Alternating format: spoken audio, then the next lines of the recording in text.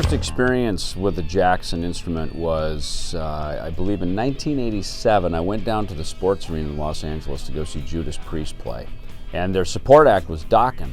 And Jeff Pilson was playing a Charvel bass, which would be similar to my concert basses. And it was the most clear and just searing tone I'd ever heard on a bass. And so a couple days later, I went to the Guitar Center on Sunset Boulevard in Hollywood, and I grabbed, I don't think they had any Charvels, but they had a Jackson bass. It was concert bass, so I pulled it off the wall, plugged it into the amp, and in that moment, my thrash metal tone was born.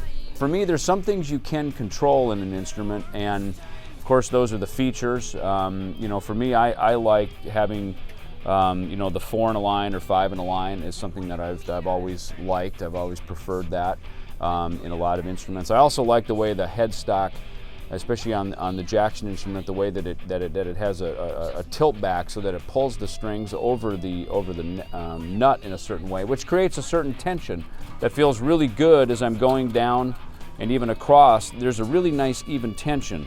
I find some instruments, the E and the A feel really good, and then the top strings don't. So there's certain mechanics of a design that I think, in music, people try to come up with something, and oftentimes you stumble onto things. There's certain mathematical equations, that of course work, but I think that with Jackson, for whatever reason, when these basses were created, they really hit it right out of the gate. And so for me, I don't want to mess too much with that. My personal preferences, I put some EMG pickups in it, which are the soap bar model rather than sort of the P&J thing. And we used all of the EMG electronics in it. I like these really heavy-duty bridges that come on the instruments. Other than that, the balance was there, the scale length was there. So there's just some very simple mechanics of the Jackson bass that have always worked well for me. And every time I pick them up, they just feel comfortable and they sit right. They just hang off my body good.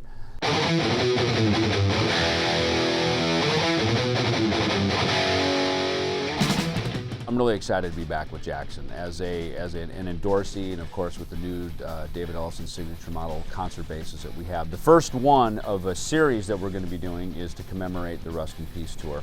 And the initial offering is going to be some very high-end custom shop models. I mean, these are the exact same basses. This one right here is the exact same one that I have out on the road and that I'm touring with. So it's really cool that I can actually grab one and hit the road. So the basses that are offered are those instruments.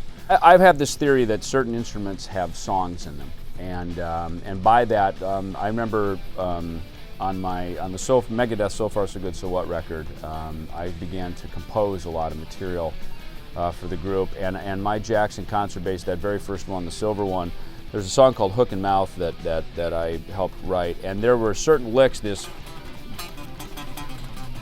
that were just like right in there. I mean, all of a sudden, I was a big fan of Stanley Clarke, who's a jazz bass player, but I always liked his tone and how he played, and he almost had this like banjo kind of tone to his instrument.